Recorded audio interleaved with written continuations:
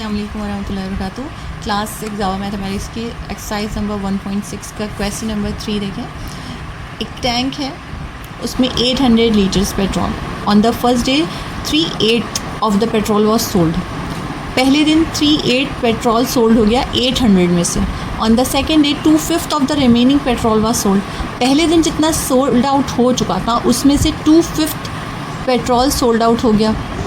Find how many litres of petrol was left in the tank. अब हमें पता करना होगा कि इसके सोल्ड आउट होने के बाद हमारे जो टैंक है उसमें कितना पेट्रोल बचा। अब आते हैं हम सोल्यूशन की तरफ। अब हम इसका डाटा कलेक्ट कर लेते हैं। क्या है, आ टैंक है 800 लीटर्स। यहाँ से आपको क्वेश्चन देख लेना है, ठीक है। Calculate petrol sold on first day. पहले दिन जो हमारे पास जो सोल्ड आउट हुए थे वो कैलकुलेट करना है, क्योंकि वो हमें सिर्फ ये बताया गया है उसके अंदर कि 3/8 ऑफ पेट्रोल सोल्ड हुआ है 800 का। तो इस तरह हम इसको मल्टीप्लाई करेंगे, 3/8 लिखकर मल्टीप्लाई करेंगे 800 से, तो हमारे पास आ गया 300 लीटर। ये जो अमाउंट हमारे पास आया है, इट मीन्स कि पहले दिन ये सोल्ड आउट हुआ। नेक्स्ट डे का कैलकुलेट करेंगे हम। अब नेक्स्ट डे का कैलकुलेट इस तरह से करेंगे, हमें पता चल गया कि पहले दिन 300 बचा। 800 में से जब हम 300 को माइनस करेंगे तो जो हमारे पास बचा है ये रिमेनिंग हमारे पास, अब टोटल हमारे पास सिर्फ 500 बचा हुआ है।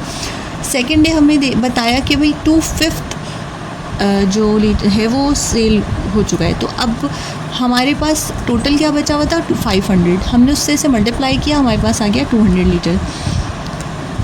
कैलकुलेट करना है हमें petrol remaining after second day, ठीक है, या यूँ समझ लें कि थर्ड डे हमारे पास क्या है। तो हमारे पास टोटल क्या बच गया था, 500 बच गया था। जब हमने 500 में से 200 लीटर को माइनस किया, हमारे पास बचा 300।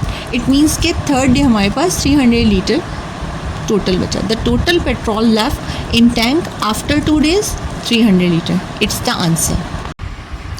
अस्सलाम वालेकुम वरहमतुल्लाहि वबरकातुहू। क्लास 6 जावा मैथमेटिक्स की 1.6 का question number 8। A ream of paper weighs 7 whole number 1/2 kg। हमारे पास एक पेपर का गुच्छा है जिसका वज़न है 7 होल नंबर 1/2 kg।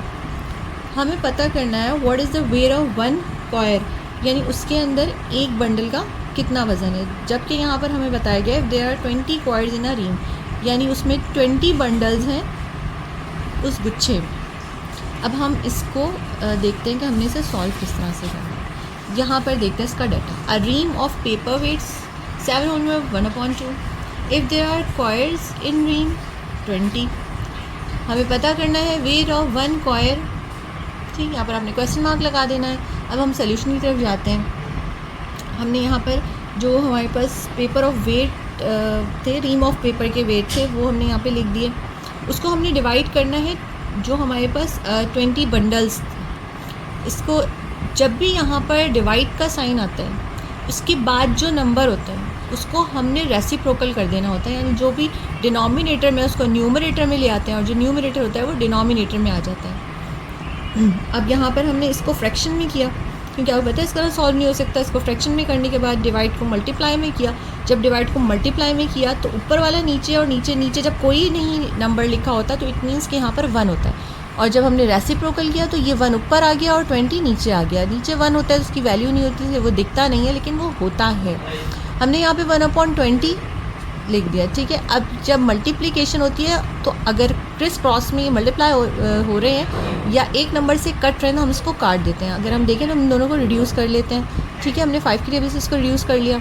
हमारे पास इसको करना आसान हो गया कि 3 1s are 3 हो गया और 2 4 8। इट मीन्स कि the weight of 1 coir is 3/8 is the answer.